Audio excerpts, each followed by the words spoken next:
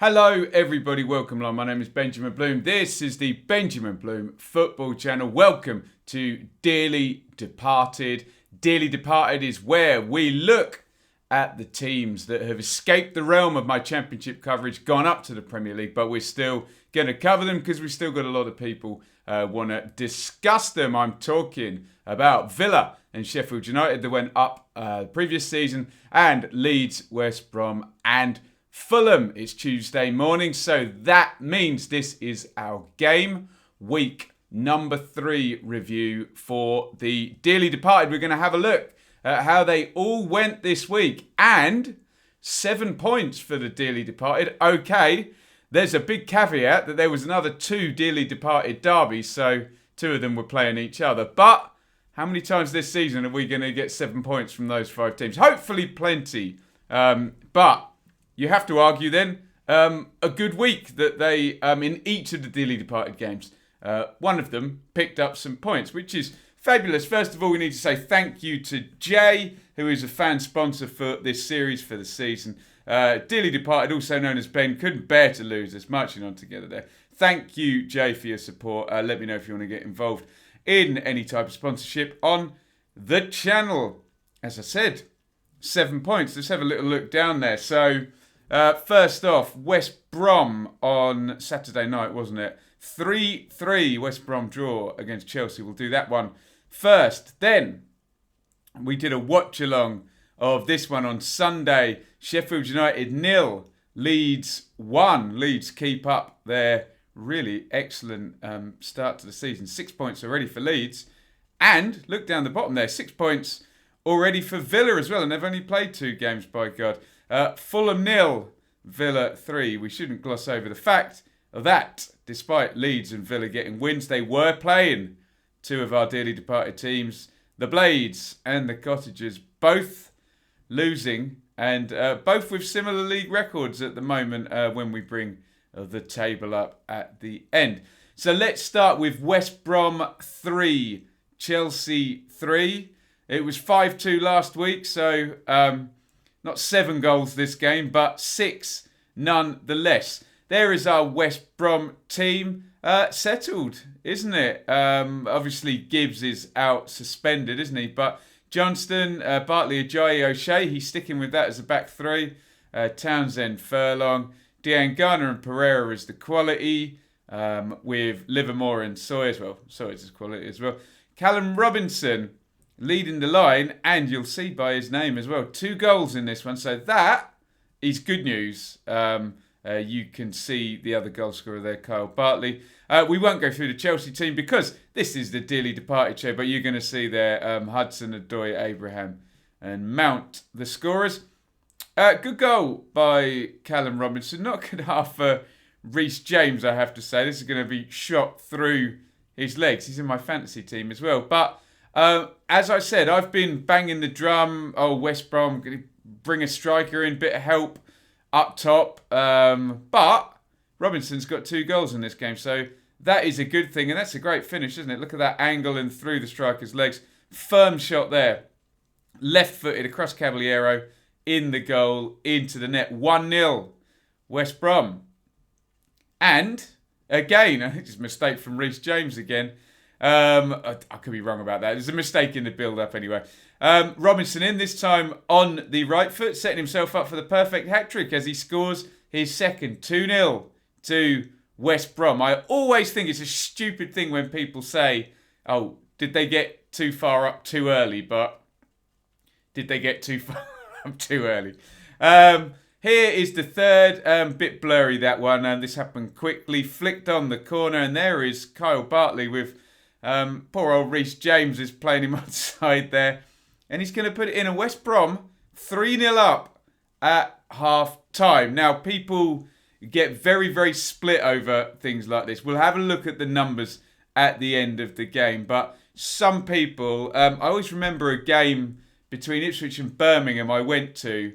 And immediately after the game, Ipswich were 2-0 up at half time and the game ended 2-2. I remember someone in the Ipswich Twitter sphere tweeting, oh, Ipswich threw away a 2-goal lead. And I was furious at this tweet. I was like, just because you lose a 2 or a 3 goal lead does not automatically mean that you've thrown away the game. Sometimes, even with one team going up first and the other team coming back, look at the game as a whole, and that can still be an even game. It doesn't mean one threw away. Some people are very split in that. They think that if any team gets 2 up or 3 up, that automatically means they've thrown it well. And I suppose there is a fair argument to that. If you defend that lead, you win the game. But remember, a match lasts for 90 minutes, and the second 90 minutes are going to be very different. Mason Mount, he's miles out there. Right footer, that's going to fly into the corner past Sam Johnston for 3-1. There is Callum Hudson-Odoi. Right footed, he's going to slide that to Johnston's left. And then, look, there's Tammy Abraham with the tap in 4-3-3. So, where do we fall on this? Have you automatically thrown away the game if you were 3 up at half time? Or, well, let's have a look at the numbers and see what they say. Because 76% possession Chelsea, 22 shots to 9, 10 on target to 3, 9 corners to 3. Big chances are revealing, as I always say. 3 big chances to 1 for Chelsea. 7-9-7 passes to 2-4-9. If I don't know the context of that game and I just see those numbers and I see the scoreline, I don't assume that West Brom have thrown away that game, I have to say, if I just see the numbers. Context is king. Obviously, they were 3-0 up in this one. So, they're probably going to be very disappointed, the West Brom fans and the West Brom players and the West Brom management. They couldn't see that out. However, again, if you take context out of the game and say you've drawn 3-3 with Chelsea, who are going to finish high up in the table, you've scored 3 goals, and then you add a little bit of context and look at those numbers, you'd say, okay, take a point, move on. But whenever you're 3-0 up in a game, you do expect to win it. This is the Premier League, though, and teams are very, very capable. And I'm sure Frank Lampard would argue that that was just the game reflecting its normal state at the end, given those numbers and a 3-3 draw. Going to try and do some pros and cons today. So big pro for West Brom. They've scored 5 goals in the last 2 games. I said in the last game that the mitigating factor was they scored 2 worldies. Well, they didn't score 2 worldies today. They scored 3 goals and they made chances. They scored a couple of tap-ins, which I always see as a good thing. And their striker scored 2 goals. I think they are all pros. The big con, obviously, is, 3 in the first week against Leicester, 5 against Everton is 8, and 3 against Chelsea. So the con is they didn't keep the lead, although the game state would say that probably you'd be happy with a draw with those numbers in any other occasion where you weren't 3-0 up. So the big con is the amount of goals being conceded, isn't it? 11 goals. So there's good and there's bad, isn't there? They'll be pleased to be off the mark, pleased that Callum Robinson's got 2 goals. And I suppose another pro is, if I'm right that they will add a striker or other players before October the 5th, before next Monday, then they've started with a team that's going to be improved. So they're going to add some quality if that happens. So West Brom off the mark. Let me know your thoughts if you're a West Brom fan on that one. Let's go on to, and we did this as a watch along, so I watched every kick of this except when I was replying to comments.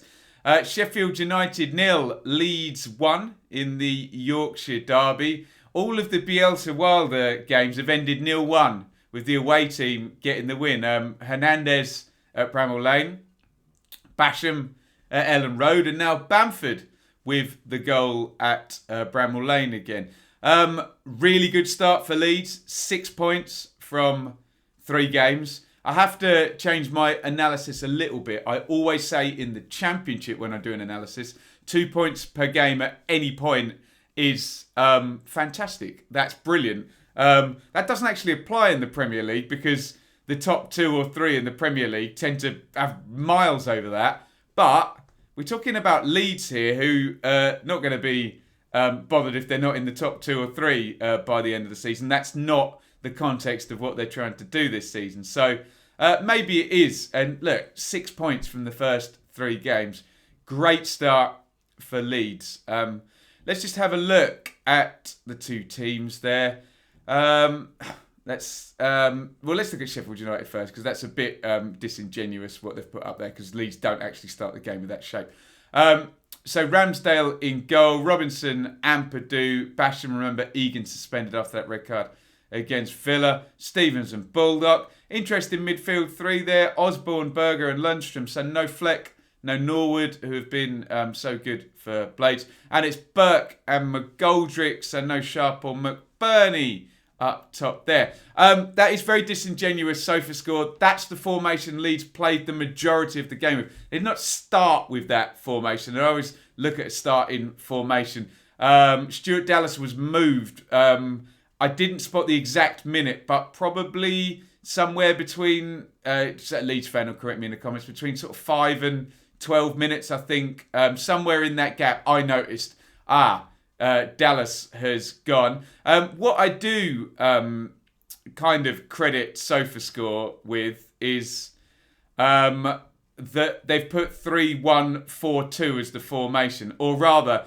they haven't put 3-3-1-3 that Bielsa is supposed to be attached to, this mad formation, and it's just nonsense. When have you ever seen Leeds play 3 up top with Bielsa as manager? I think a lot of people are relying on books for that conclusion rather than what they're actually seeing in front of their faces. I think we would all admit Leeds never play 3 up top, and it's far more like that. I was trying to get this over in my commentary of this, that yes, it was 3 at the back. Ayling tucks in with Koch and Cooper. Phillips is on his own, so it's not 3-3-1-3. Harrison and Costa then have some defensive responsibilities, but they are midfielders, which to me is why it can't be 3-3-1-3. Look, let's not get too pedantic about formations. Dallas joins Klitsch in central midfield. I actually didn't think Roberts was right up with Bamford. I thought it was 3-1-4-1-1 is how I see it. We can argue till the cows come home and look at heat maps and things on formations. Other opinions are available, but let's not just read a book about Bielsa that says 3-3-1-3 and assume that's what he's doing, because I just can't come up with an argument that concludes that that is actually the formation. Whatever books you read on what Bielsa did in Argentina 20 years ago, there is no way that there was 3 players up front in that game. But there you go. That's my short rant about that.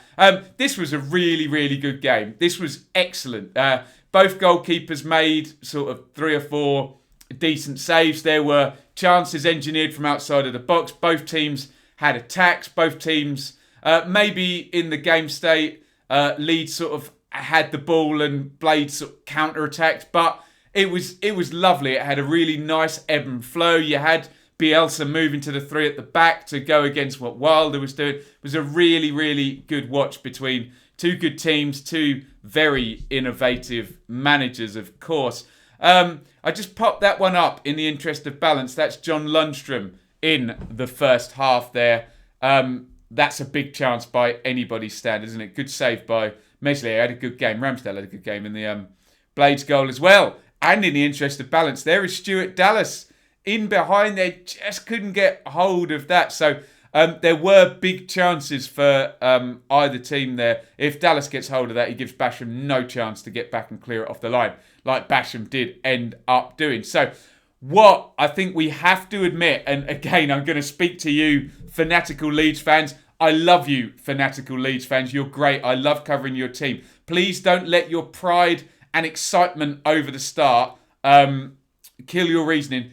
Be honest, this was a really fun, even, ebbing and flowing game that Leeds won. They won the battle, but it wasn't a dominant thrashing or anything of that nature. It was a really good battle that Leeds came out on top of. Both teams playing well. Leeds were better. They won. There he is, Pat Bamford. And this is a good goal as well. Rodrigo spins. You can just see Harrison in the bottom of the shot there, crossing it in. And they made that big chance, and they scored that big chance there. Bamford heading that down into the far corner. What a brilliant, brilliant start he has had to the season. There are the numbers. Well, there you go. I misrepresented the possession a little bit, hugely in Leeds' favour there. So 64, 17 shots to 14. Brilliant. Absolutely brilliant stuff. 31 shots in this game, 7 corners to 5. 2 big chances apiece. So, look, Leeds fans, again, I'll reiterate, this is not a channel for sensitive, fanatical. If you want me to just say really great things, you need to go and watch a fan channel. Go and watch Joe and All Leeds TV and Connor. I'm not going to misrepresent this. This was a tight game, a really, really good battle that Leeds came on top of. 2 big chances apiece. Blaze didn't take theirs. Look at the Leeds passing though. Excellent there. 5-7-8 to 3-2-7. Really, really good stuff. Really enjoyed it. Let's do some pros and cons. For Leeds, I mean, the pros are obvious, aren't they? 6 points from 3 games. Superb stuff. They've challenged with Liverpool, only lost by the 1 goal. Although, and again, don't be a snowflake. The numbers in that game were more in Liverpool's favour than in Leeds' favour. We know that to be the case. Bamford is scoring. The players that have been signed, Cock looking better now, isn't he? Didn't concede a penalty in this game. However, unlucky or lucky he was with the other penalties that have gone against him. Rodrigo came in, helpful for the goal now. Llorente has signed, so a big pro. Like I was saying about West Brom, now integrate those players. You're going to be adding quality to a team that's already good. The pattern of play, well, I mean, go figure, we already knew it was brilliant. And again, I have said that a slight worry about Leeds was that their finishing was just magnificent in the first few games. They were scoring everything. No, not the case in this game. So, we're not talking about Leeds banging in a load of worldies. No, they ground Sheffield United down. Both teams made chances and Leeds took their big chance. That was the point I was making all along. This, look at those, that is far more sustainable. This will win you games very, very regularly. Smashing in volleys from outside the box, well, that happens, but as you can see, it doesn't happen every game. If I were a Leeds fan, I would be far more pleased with seeing this, a clean sheet, chance creation, 17 shots, 9 on targets, 2 big chances, take 1 of them. That is sustainable. You can do that most weeks in the league. That will win you games regularly. This was the point I was making all along. Some Leeds fans got butthurt about it, but look, this kind of makes sense now because they've lost the game where the numbers went kind of fairly well against them. They've won a game, but there was still good finishing. And now they've won a game in a different way where it was fairly even, but I see a sustainable pattern in those numbers that say Leeds, if they play like this, can win many, many games over the season. Keep the ball, pass the ball, don't concede too many chances, make big chances, score big chances, and if you concede big chances, your goalkeeper can save them. Meslier played well. I hope everybody's understanding what I am saying here. I know we're dealing with a fairly fanatical fan base, but I am accentuating positives here for Leeds. The cons, there's not many. There's not many at all. I'm struggling to think of any from this specific game. The only thing I would say is, and I tried to say this in, excuse me, as I throw my pen around, in the commentary, is that Leeds so far, with the sample size we have played one elite team, one team who they finished above last season, and a team that finished in the top 10, but is not an established Premier League team. They've lost to the one elite team that they have played. They have beaten the other 2 teams. So that could be absolutely fine. And I'm sure Leeds fans will be really, really happy with, if they go through the season, they only lose to elite teams and they beat, teams that finished in the top 9. That's great. That's going to finish them, 7-4, 8th if they only lose to the top 6 teams. However, we may get a bit more of a sample size and find out that, well, Leeds might lose to the top half teams. They might beat the bottom half teams. And that'll be great. And they'll finish halfway up. We don't know still in terms of pros and cons until we've had 6 games, 10 games, until we've seen evidence of Leeds against top teams, bottom teams, who are the top teams, bottom teams. And I think we need to see them against teams that we would expect, Tottenham, Everton, to finish in the, not maybe in the top 4 or 5, but around there. How are Leeds going to do against those teams? It's not really a con, but maybe it will help us colour the picture. For Sheffield United, and again, well done Leeds, before I get any ridiculous comments that we sometimes get, well done Leeds. This channel is not a Leeds fan channel. I'm trying to be balanced.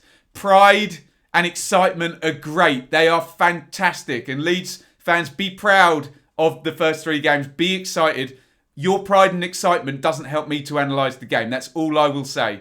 My comments are not based on your pride and your excitement. And again, I'll say the emotion of football is great, but I'm looking at the game, I'm looking at the game state, and I'm looking at the numbers. So you understand what I'm saying. Let's try and get this going as we go up through the season. Sheffield United, now, no points, no goals. So some obvious cons there. They're not scoring. However, if I was a raving Sheffield United fan, I would still be able to put out quite a few pros. They were competitive in this game, very competitive. And again, don't get butthurt if you're a Leeds fan. This game could have gone either way. Both teams created big chances. You can see there, 2 big chances apiece. Lundstrom could have scored. Who was it? Robinson from the corner could have glanced it in. Leeds won the battle on this day. On another day, Sheffield United could have won the battle. It was an even-ish game. It flowed well. Leeds were just better, weren't they? But on another day, when was the chance from the corner? 75 minutes, that goes in. Sheffield United win 1-0. You know, on another day it happens. We've seen it happen. It didn't, and Sheffield United have lost their first 3 games. But they were competitive in this game. They were competitive against Villa in spite of the red card. And, okay, I do and I don't buy Wilder's argument for the first game, because you can't go 2-0 down after 7 minutes against Wolves and then say, oh, we were competitive for the rest of the game. Because the game state completely changes, doesn't it? Nuno will then bring Wolves behind the ball. But the one pro for Sheffield United is they've lost games, but they haven't been thrashed. They've been competitive in them, and the last 2 games have been tight. However, there's plenty of cons, bottom of the league, and they're not scoring any goals. So, great stuff for Leeds. 6 points from the first 3 games. Brilliant. Not so great for Sheffield United, but we can argue it in such a way. We can argue anything. I'm sure you will in the comments. We can argue it in such a way that they have been competitive. Right. Let's park Leeds. Let's hope I haven't upset any Leeds fans today. I love you all. Let's try not to upset any Fulham fans here, although I think there'll be quite a level of self-awareness amongst Fulham fans to say that last night was not good, was it? Fulham 0, Aston Villa 3. Again, we did the watch-along. Grealish, Hourihane, Mings with the goals. Parker going to a 3 at the back there. I don't know what the thinking is behind that. I guess, is it as simple as the more defenders you have on the pitch, the better you are at defending? Evidently, that theory doesn't add up at all, does it? Areola in goal, Reeve, Hector, Adoy, Brian and Tete, Kenny in central midfield with Anguissa.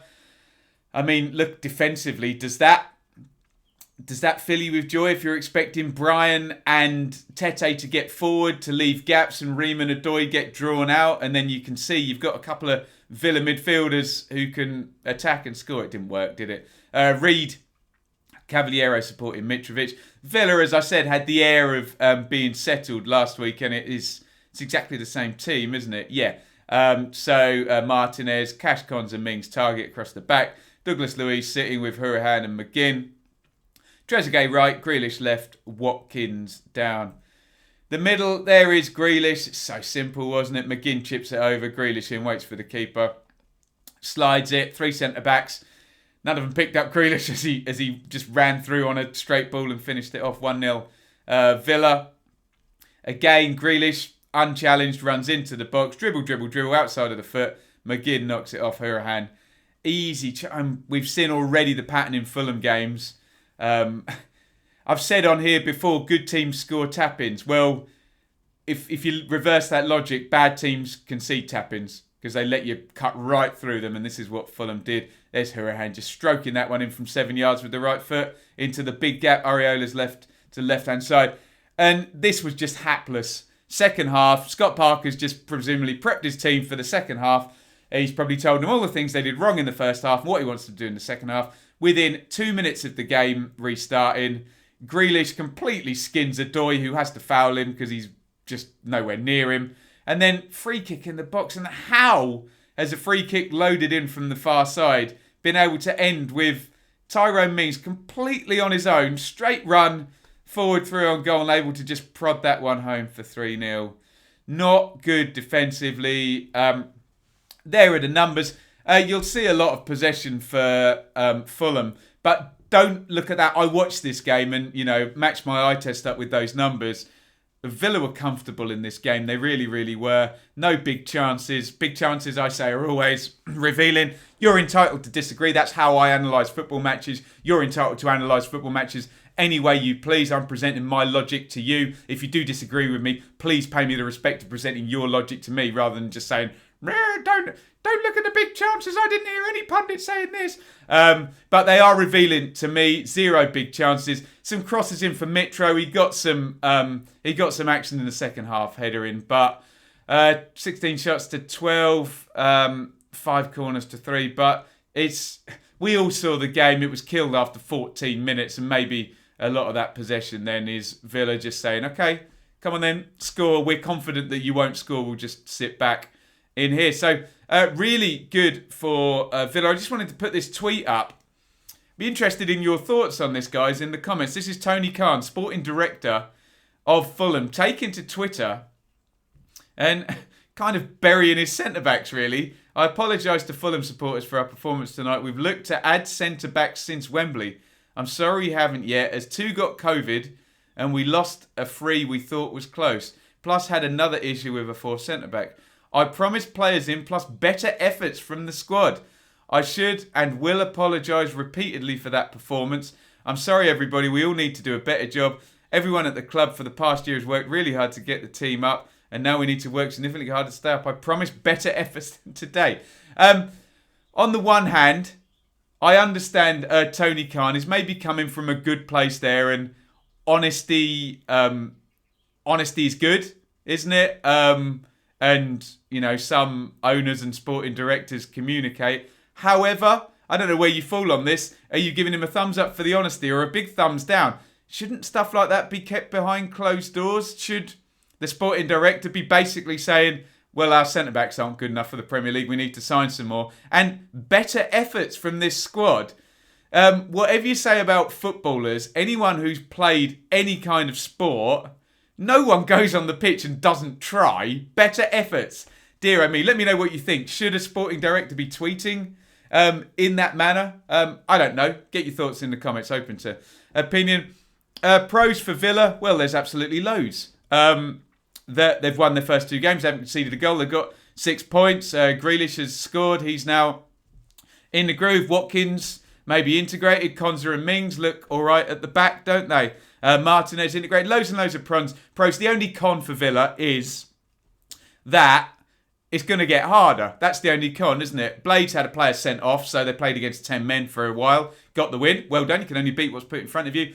And Fulham just defended really, really badly in this game. Again, well done, Villa. 6 points. So that would be the only con I could possibly come up with for Villa, in that it's obviously going to get harder.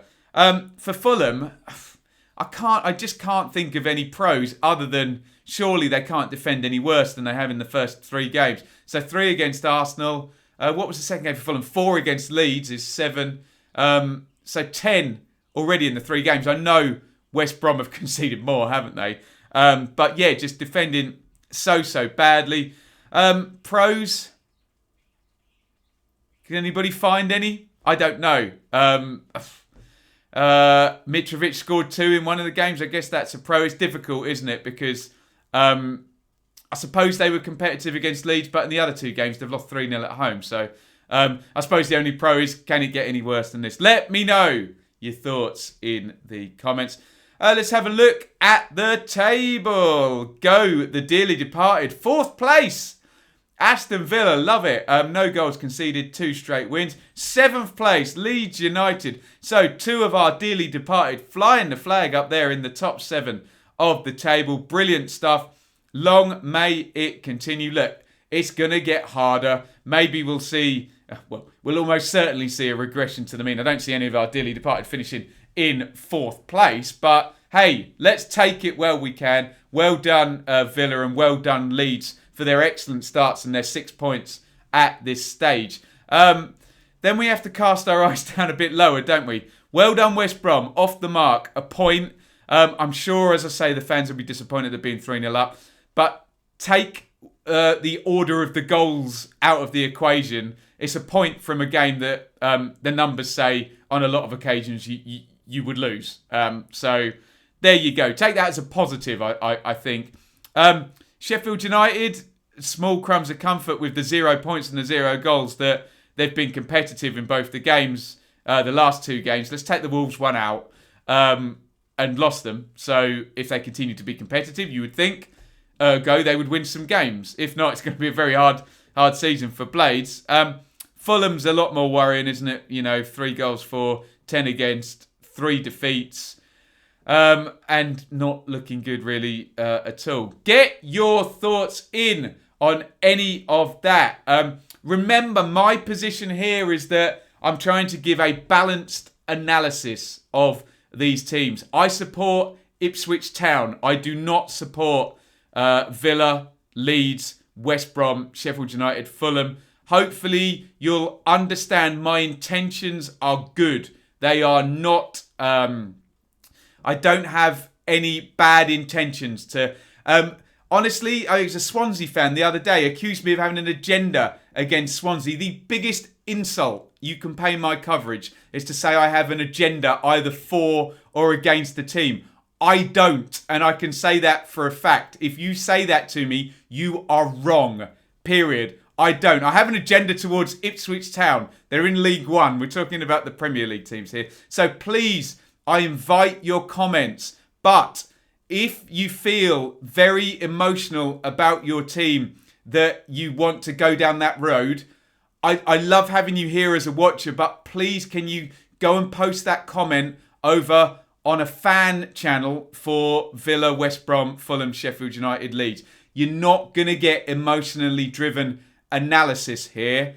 I believe in free speech, so you can post an emotional comment. And if I'm a free speech believer, it's absolutely fine for you to do that. But you're kind of barking up the wrong tree. We're looking at hopefully balanced analysis. And hopefully you will give me the respect that I sit down like an absolute nerd. I've watched 2 of the games in their entirety. I didn't watch the West Brom game in its entirety. So if you're a West Brom fan, you do have every right to come on here and say, Ben, I watched the game, therefore I can contribute this that you can't. Absolutely, of course you can. But I do look at the numbers, I do look at the goals, and I do come from a position of good intentions. Do not impute bad intentions on me that I do not have. I have no agendas. Only towards Ipswich and they're in League One. There you go. I've had that rant again. With that being said, I do believe in free speech. I should say, someone argued with me the other day that, because I said I believe in free speech, just don't insult anybody. I don't think that's necessary. But yes, by the definition of free speech does afford you the right to insult people. I'd like to think that we're articulate enough and balanced-minded enough to be able to express our free speech without feeling the need to insult anybody we disagree with. That we give our argument and that overrides the need to try and score points by insulting. But obviously, yes, I believe in free speech. Absolutely, you're entitled to your view. But just remember what we're trying to do here on the channel is an analysis of a balanced variety. And emotion is great. It's the best thing about sport and the worst thing about sport. So let me just say that going into your comments. But interact with me on YouTube. It's the best thing about YouTube. We can sit and watch Sky Sports. But then this would be like you can interact with Roy Keane and he can read all your comments about his punditry or Carragher or Neville or Micah Richards or Michael Dawson or whoever they've had on this week. Please like, comment, subscribe if you're new to the channel. If you're a Villa, Leeds, Fulham, West Brom, Blades fan and you're new, we'll be doing this all season. Come and join us over here. The reviews have been really popular actually, so I've been enjoying doing it. Join our fantasy league over there, T5QBR0. You're at an advantage now, 2 game weeks down, but regular videos on the fantasy football. You can listen to all of these shows down a podcast feed and Like many people, many of you have told me the same story. I've had to retool. I've lost my job because of COVID in the school I worked in. So I'm having a go at doing this full time. We've got 12,350-ish subscribers, which is amazing. But we do need other revenue streams for me to be able to do this part-time or full-time, which I'd love to. So shop front over at Amazon, amazon.co.uk/shop/the Benjamin Bloom football channel. Sorry, I do have to read that off of a little piece of paper down there. Subscribe via Patreon. I'll do a Patreon vlog today. Some extra content if you use the $5 subscription. The $3 subscription is basically you saying, go on, Ben, good luck to you, mate.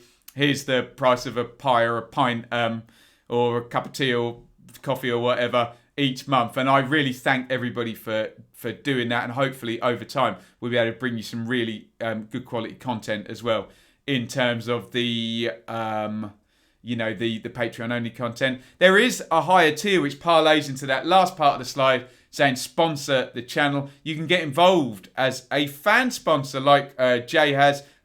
Jay, the Leeds fan there, dearly departed, also known as Ben, couldn't bear to lose us marching on together. So you can be a fan sponsor of our recurring shows. A few of those have sold, which is great, like this one and the Charlie doing the watch-alongs, the Donovan brothers doing the previews, and Russ doing the reviews. We still have the fantasy show up for grabs and Ask Away. We've got Ben HD coming on Ask Away tomorrow night. If you're a business, you can sponsor the entire channel. I wouldn't recommend that for an individual. It'd be a little bit more expensive for a business. But I will advertise your brand right throughout my channel. And in the last 3 months of last season, I need to do a new set of figures. We did reach 500,000 views. So that would be what your business would be exposed to. Thank you, everybody, for watching. That was Dearly Departed Game Week 3 review. I hope you've enjoyed it. Some positives if you're a Villa fan or a Leeds fan. A few positives if you're a West Brom fan. Less if you're a Blades fan, and not a good start if you're a Fulham fan.